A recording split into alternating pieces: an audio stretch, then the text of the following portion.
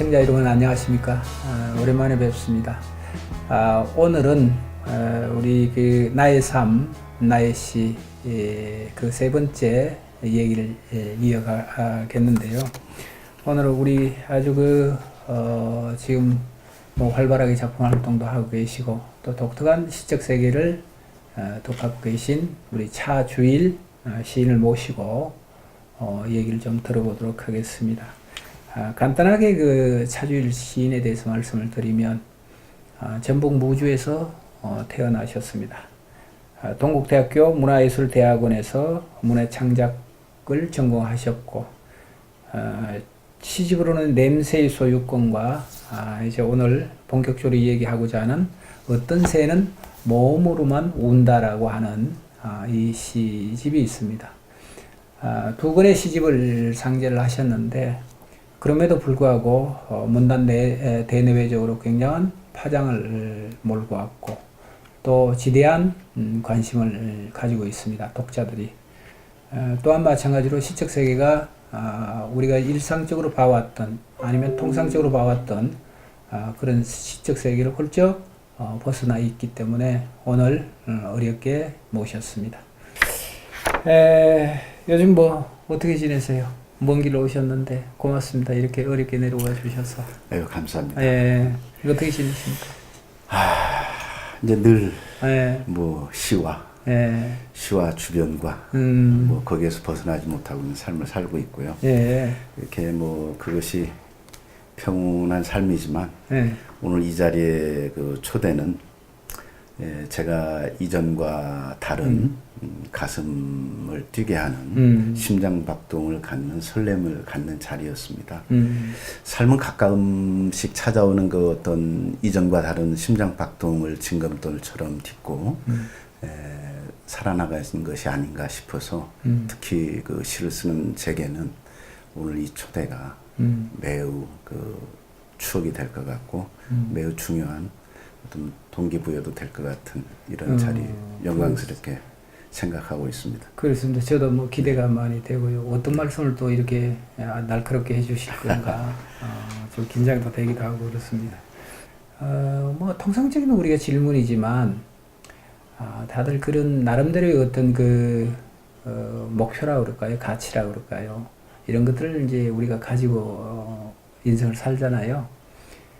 선생님, 차시는 그 뭐죠? 왜 시를 썼을까? 왜 시를 썼을까? 좀 그 우리가 보통 보면 당신은 왜 이 일을 했어요? 뭐 이런 우문이죠. 우문인데 항상 그게 저는 궁금해요. 왜 그 남들이 가지 않는 길을 가고자 했을까? 왜 시를 쓰셨을까? 이런 어떻습니까? 저도 뭐 특별한 뭐 이렇게 남들에게 뭐 명료하게 그 대답해줄 뭐 그런 출발은 아니었습니다. 아니었는데 40대 이후에 이제 시를 갑자기 만났습니다만 그때 이제 뭐 경제도 활동에 제약을 받고 좀 도망 다니는 이런 시절이 좀 있었는데 그때에 이제 한번 나를 돌아보는 이런 시간이 좀 길었습니다.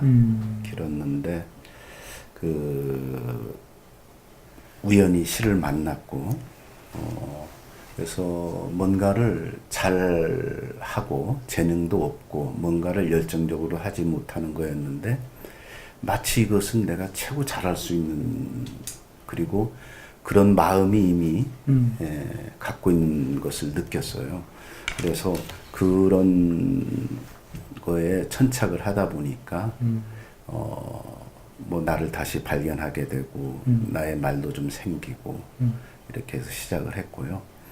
그러다가 그 예술위원회에서 일을 하다가 2010년 6월 28일 이제 사직을 하고 그리고 집필실 겸 작업실 겸 먹고 자는 숙소 겸 해서 방을 하나 꾸려가지고 지금 한 8년 7개월 동안 혼자 이렇게 좀 생각을 하고 있고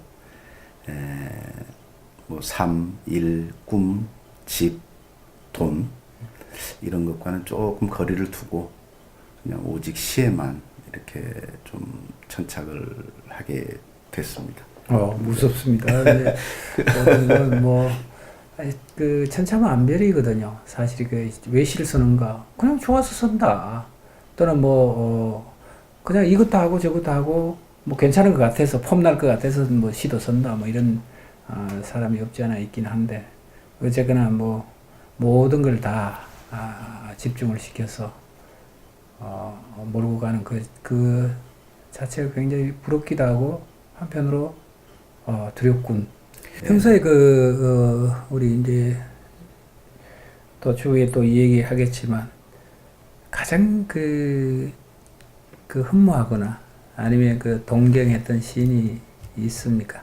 우리 차주희 시인이랑. 그런 질문들을 이제 네. 종종 받고, 특히 이제 뭐 좀 구체적으로 어떤 시인의 어떤 작품에 대해서 이렇게 뭐 영향을 받았느냐, 이런 것은 없었고요.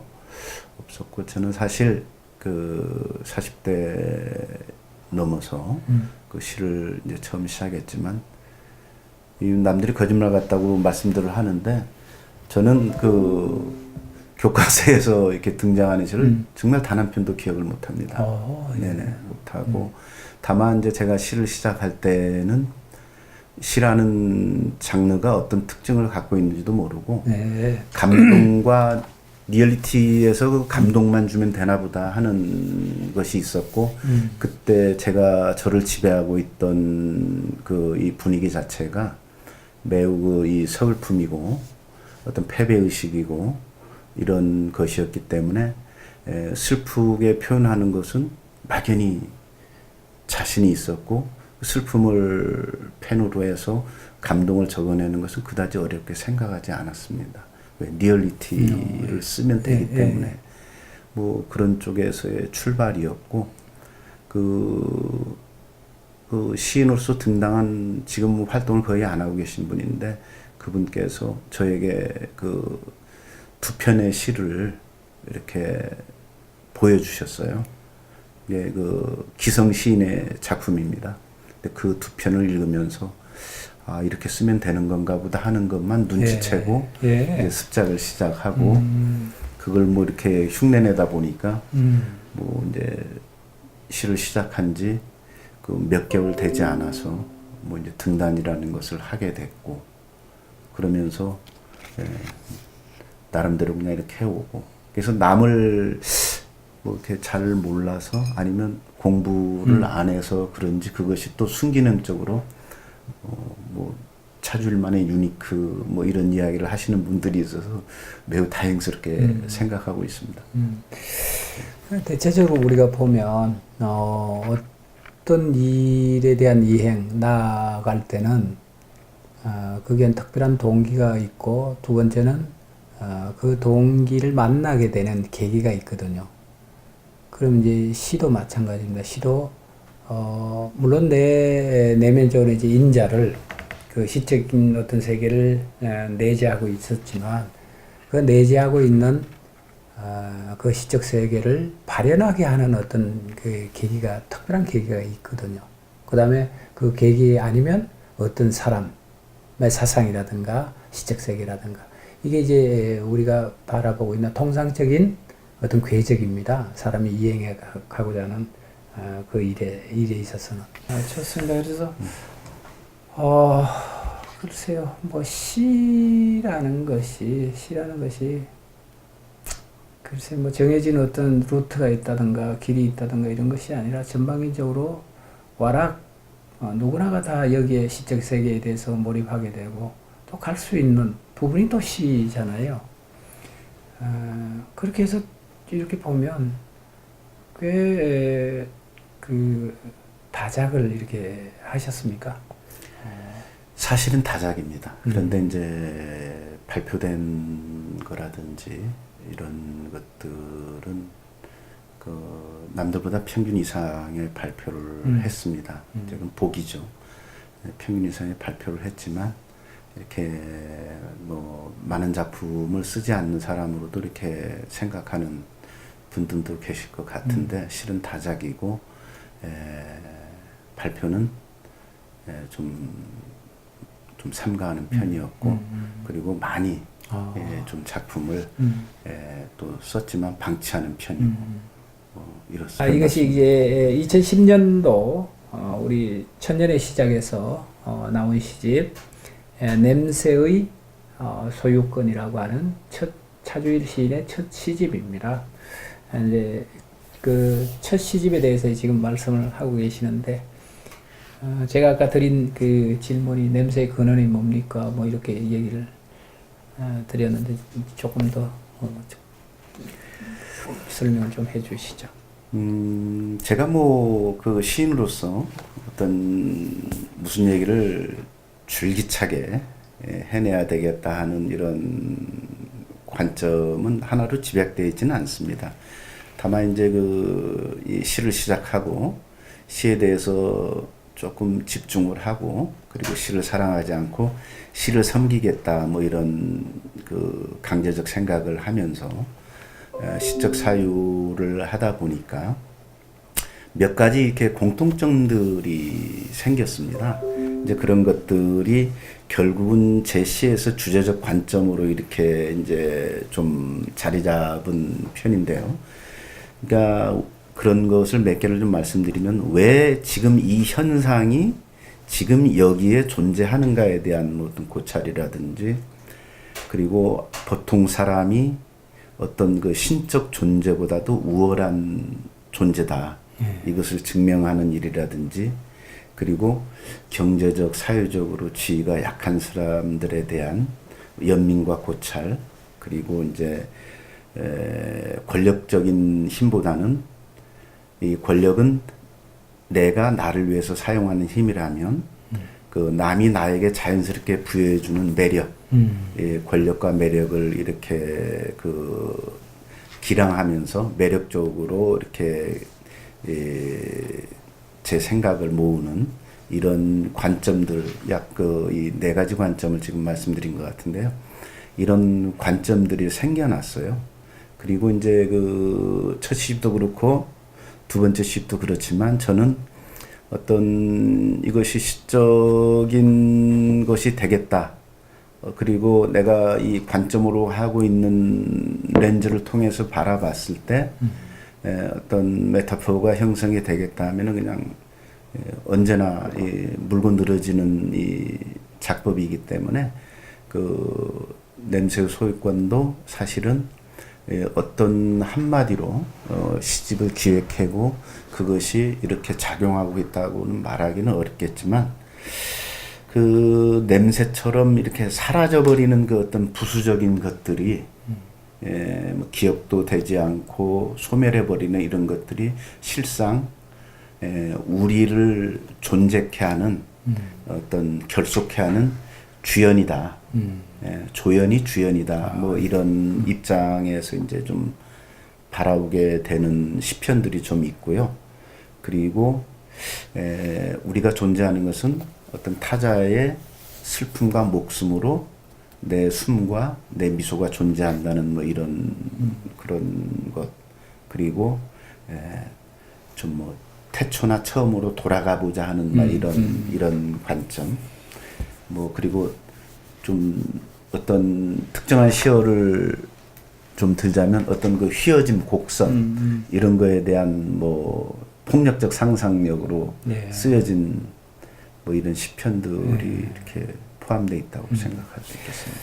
여기 이렇게 보면 이제 뭐 우리가 통상적으로 이제 시집이 나온 표사를 이렇게 받잖아요. 네네. 근데 이제 두 분의 시인의 표사가 있는데 한 분이 이제 나이덕 시인이 이제 해주셨고 또 한 분이 이제 문태준 시인이 이렇게 표사를 써주셨는데 나이덕 시인이 써주신 표사를 잠시 이렇게 들여다보니 우리 독자들도 한번 들어보셨으면 좋겠다 이런 생각을 합니다.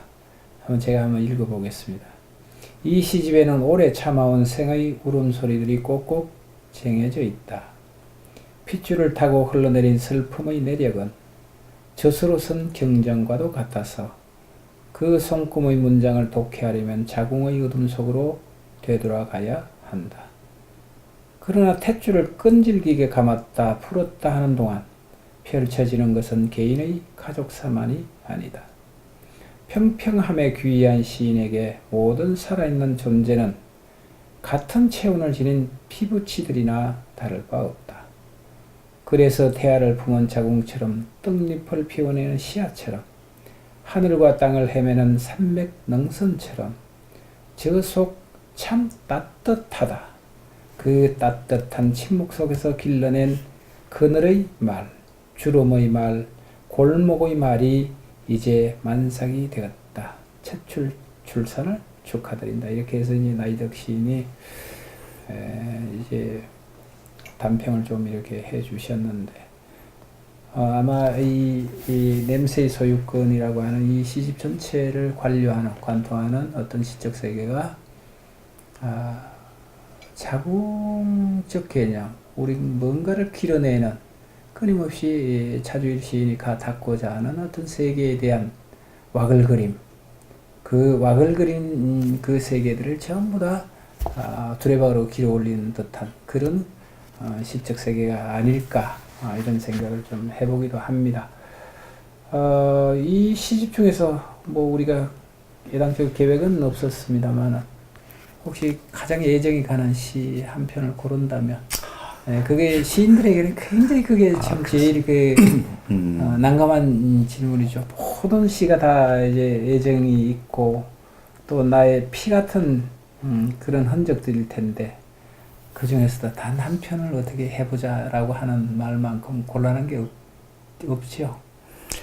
뭐 사실 시집을 엮을 때 아까도 뭐 다작을 한다고 말씀드렸습니다만 거기서 이 자선시를 이 한 권 분량을 고르는 것도 매우 어렵더라고요. 네, 어렵고 이 자식을 빼면 이 자식이 아깝고 이 자식을 보면 또 이 자식이 뭐 좀 뜰빵하고 뭐 이래가지고 그것이 매우 어려웠는데 갑자기 또 이런 질문을 이렇게 뭐 처음 듣는 건 아닙니다만 근데 뭐 애정이 간다 뭐 이런 것보다는 마침 그 페이지를 이렇게 펼치셨네요. 근데 이 얼굴이라는 그 졸시가 있는데요. 이 작품이 옛날에 제가 굉장히 그 폐간월에서 안타까워하던 그 문예지가 있었습니다. 그 시평이라는 아주 가치관과 정체성이 분명한 잡지가 지금은 좀 사라져서 아쉬운데 그때 이 얼굴이라는 작품이 그 표제작이 시평의 표제작이 되면서 이 작품으로 이제 사람들이 저를 기억해주고 또 특히 그 시평이 이제 그때 이제 자택으로 이렇게 배달이 되고 뭐하고 했을 때 하루에 이메일과 그리고 전화를 직접 받은 게 5건이 있었습니다. 독자들부터? 아니 그 기성 시인들이겠죠. 시인들로부터. 그때 그래 이 작품이 그렇게 좀 나름대로 영향이 될 수 있나? 그러면서 제가 좀 이렇게 힘을 얻었던 작품이어서 기억은 뭐 이 시가 번뜩 떠오릅니다. 좋습니다. 네네. 그 시인의 육성으로 좀 생생하고 깊이 있게 한번 우리가 들어보도록 그렇게 하겠습니다. 이 작품? 이 작품을 한번 직접. 참 이 기분이 좀 새로워지는데 아까 우리 나이드 선생님이 감히 써주신 이 추천사도 읽어보니까 많이 새롭던데 뭐 부족하지만 그럼 한번 좀 읽어보겠습니다. 얼굴. 아이가 도화지에 처음 그린 얼굴, 입이 없어 완벽하다. 평생 살아내야 새길 수 있는 주름살 같은 선은 다빈치도 그려낼 수 없는 입술을 감춰놓고 있다. 아이 같은 마음에게만 그려지는 숨겨진 입술이 비칠 때 선은 주름의 본성을 드러내고 숨쉬기 시작한다. 막 선의 눈이 깜박여 체온을 부풀리고 있다. 본디 도화지같이 평면이었던 내 얼굴도 누군가의 안에서 그려지는 대로 자리 잡아왔을 것이다. 얼마나 많은 연필이 무뎌진 흔적일까 내 광대뼈는. 한 사람의 사랑 고백을 부추겼던 뺨의 홍조는 또 얼마나 많은 불면의 지우개가 문지른 핏빛일까. 내 소리를 줄이 틀어 말되게 했던 정신과 이곳까지 걷게 한 소멸로 짙어지는 것들 모두 얼굴에서 주름살로 되살아난다. 주름은 아래쪽으로 처져 있다. 입 하나 달아맨 채 선에 들어있다. 나는 그 앞에 아무것도 묻지 않기로 한다. 아이가 숨겨둔 미소 하나 들려나올 뿐이다.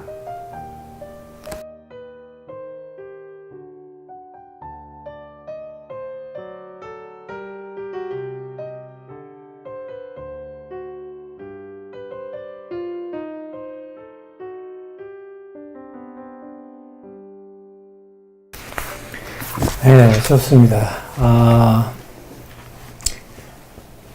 우리 차주일 씨는 그 시를 안 쓰셔도 앞으로의 삶이 굉장히 묵고 사는 문제는 해결되실 것 같아요. 왜냐하면 목소리가 이게 전문 성우와 같은 그런 아주 바리톤적인 목시간 느낌을 갖는 그런 목소리인데, 전 그 목소리를 들으면서 태어나시고 무주죠. 네네, 그렇습니다. 무주라고 우리가 이 얘기를 하면 아마 저도 이제 촌놈이긴 하지만 촌이죠. 시골이고. 근데 시골을 떠올리면 글쎄요, 우리 부모님 세대를 우리가 비유하자면 막걸리와 같은 그 목소리, 텁텁한 목소리, 또는 가공되지 않는 그런 자연의 소리, 이런 쪽으로 우리가 생각을 할 텐데, 차주일 씨의 목소리는 아주 도시에서 글쎄요, 그 빌딩 숲속을 공명하는 소리와 같이 아주 세련된 목소리예요. 그래서 시를 쓰시지 않아도 충분히 앞으로는 목소리 하나만으로도 사시겠다 이런 생각을 했는데, 조금 더 얘기 들어볼까요? 얼굴이라고 하는 이 작품에 대해서 한번 조금 어떤 계기로 이런 작품을 쓰시게 되셨는지.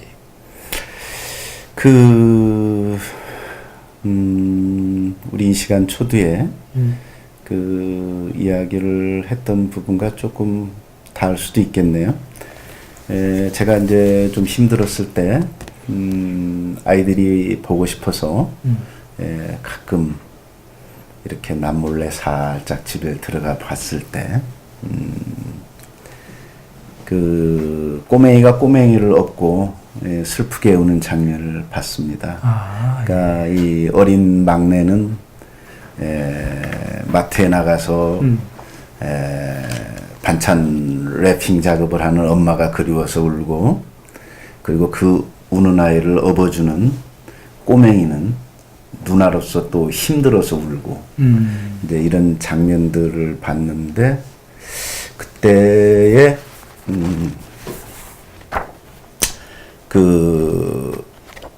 여기는 도화지라고 얘기했습니다만, 이런 공책 같은데 이제 연필로 그은 얼굴이 있었어요.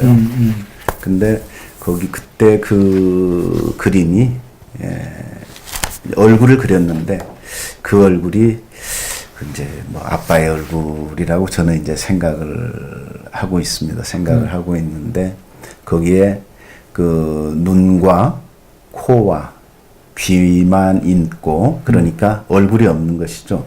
얼굴이 없는데도 그거보다 저는 완전한 그림을, 감동적인 그림을 본 적이 없어서 영으로서 봤고요.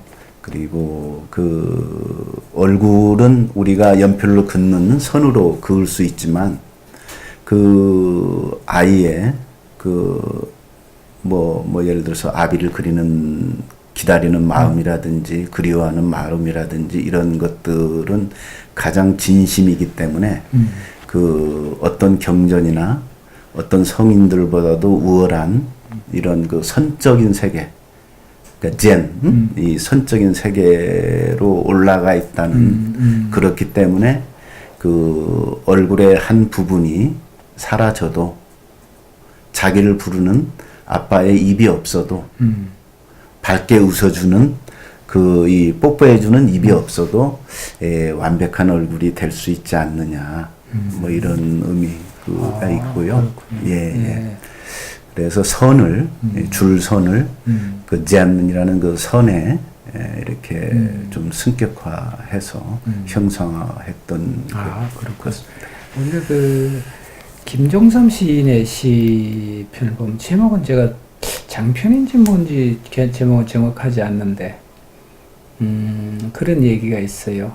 그 아주 어린 그 소녀 아이가 종로 어떤 밥집 앞인 모양이에요. 밥집 그거 기억하시죠? 밥집 앞에서 그 3전짜리 동전인가요? 동전 3전을 이렇게 내놓으면서 밥을 그 사려고 했던 모양이에요. 근데 그거를 보니까 이제 터무니없이 작은 그 돈이라서 그 밥집 주인은 그 야단을 쳐서 이제 쫓아내는 거죠. 그게 아니고, 밥집 앞에서 뭔가를 이제 기웃기웃 하니까, 이 밥집 주인은 거진 줄 알고 쫓아냈더니만, 이 아이가 손에 꼭 쥐고 있던 그 동전을 이렇게 내밀면서, 이 얘기를 합니다, 혼자. 오늘은 우리 아버지, 맞습니다. 생신입니다. 생일입니다. 뭐, 그렇게 하면서, 썼던 시가 있는데, 그 시가 생각이 나요. 예. 그 시가 이렇게 생각이 나서 참 좋군. 그래서 왠지 모르게 아까 이제 낭송을 이렇게 하시는데 그 생각이 이렇게 뭐 파노라마처럼 이렇게 제 머리를 스쳐가서 참 시라는 게 김종삼은 김종삼대로의 어떤 시적 세계를 유지하면서 썼지만 또한 그 시적 세계가 차주일이라고 하는 한 시인에게도 공통적으로 이 세상을 살아가면서 느끼는 어떤 공통 분모가 있군. 뭐 이런 생각을 제가 좀 했었습니다. 좋습니다. 뭐 예정에 없던 얼굴이라고 하는 좋은 작품도 이렇게 읽어주시고 당황스러웠습니다. 그렇습니다. 그래서 우선 이제 좋습니다. 한 10분 정도 쉬고 얘기 좀 하고